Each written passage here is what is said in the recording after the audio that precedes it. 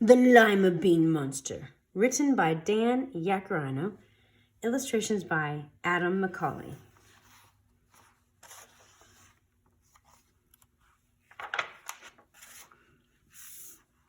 Sammy hated lima beans. He hated them so much that he hadn't eaten a single one in his whole life. Ugh.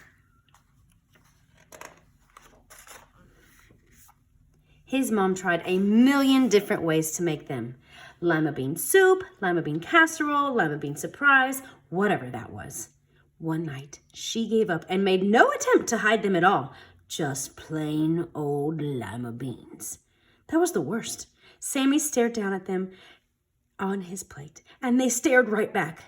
"Oh, for heaven's sake," said Mom. "Just eat them. They're good for you." Each night, Sammy tried a new way to get rid of those crummy lima beans. He hid them underneath the mashed potatoes or stuffed them in his napkin. Once he tried feeding them to his dog, but Blackie was too smart for that. Then he had a brilliant idea. While Mom wasn't looking, Sammy pretended to eat the lima beans while quickly stuffing them in his sock. That was just swell, Mom," said Sammy. "Gee whiz, those beans must be good for me. I feel like going outside to play." Before he was excused from the table, a skeptical mom checked all the usual places for Sammy's unwanted lima beans, but they were nowhere to be found. Sammy ran out the back door and down the street with a sock full of hot, squishy beans. When he got to the vacant lot at the end of the block, he dug a hole. Sammy tossed the beans in and covered them with dirt. Snickered Sammy. "I'll never have to eat lima beans as long as I live." Well, you'll never guess what Mom made the next night. That's right, more lima beans. "Since you enjoyed them so much last night, I decided to make them again," Mom said happily. Let Mom pile on as many lima beans as she wanted. Sammy had a surefire way of getting rid of them. This time, as Sammy threw the lima beans into the hole in the vacant lot, his friend Chester walked by. "What you doing, Sammy?" asked Chester. Sammy explained his brilliant method of disposing of unwanted vegetables. Chester agreed. It was brilliant. The next night, Chester was tossing his lima beans into the hole right along with Sammy's. News traveled fast, and soon all the kids in the neighborhood were throwing their Brussels sprouts, parsnips, and lima beans down into the hole. Before long, they started bringing other things they didn't like. Ugly birthday sweaters, failed spelling tests, tap shoes, and even an accordion. Sammy had to draw the line when Chester tried to throw his baby brother in. "No, that's it." One night, there was a huge storm. Snug and warm in his bed, Sammy listened to the thunder and grumble and watched the lightning streaks across the sky. It struck everything it could find, tall trees, telephone poles, and even the church steeple. By this time, that little mound of dirt in the vacant lot had grown big and tall. The lightning decided to strike that too, not once, but twice.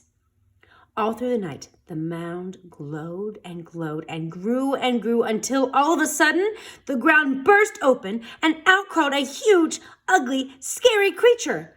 It was as tall as a tree, and it stank of lima beans and sweaty socks. Ugh, yuck! It was the Lima Bean Monster. I live. The monster stomped through the neighborhood, tossing around cars and stepping on houses. People screamed, "Ah!" and ran in all directions to get away from the horrible, stinky monster. "Roar!" it roared as it almost stepped on Chester. "Me want human beans!" "Help!" cried Chester. "Somebody save us!" At that moment, Sammy was too busy holding his nose and running in the other direction to hear Chester. The rampaging monster spotted Sammy and scooped him in his massive paw. His smelly breath almost made Sammy faint. "Me eat some human beans," he bellowed. "Wait!"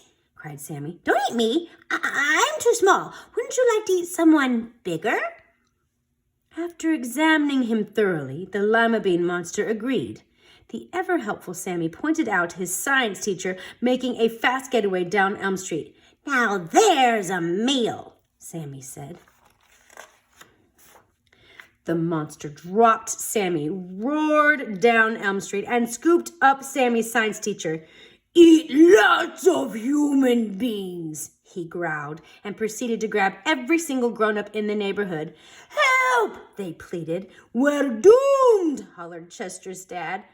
"What a way to go!" wailed the science teacher. "Do something, Sammy!" cried Sammy's mom.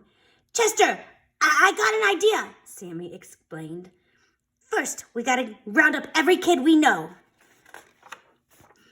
Sammy and Chester got all the kids together, and they quickly formed a circle around the giant.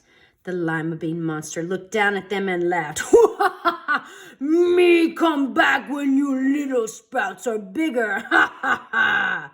He opened wide and prepared to drop Chester's dad into his gaping gullet when Sammy cried out, "Okay, everybody, there's only one way out. Eat your vegetables!" The monster howled as hundreds of tiny little teeth nibbled at his feet, chomping on his kneecaps, and chewed his arm until there was nothing left of him at all except for half of an ugly birthday sweater. When it was over, everyone cried, "Hooray for Sammy!" They carried him up and down the street on their shoulders. That night, as Sammy's mom tucked him in, he asked, "You know what, Mom?" "What's that, dear?" asked Mom. Sammy thought for a moment and said, "Lima beans aren't so bad after all." "Really?" said Mom. "How do you feel about turnips?" Don't push your luck, Mom. The end.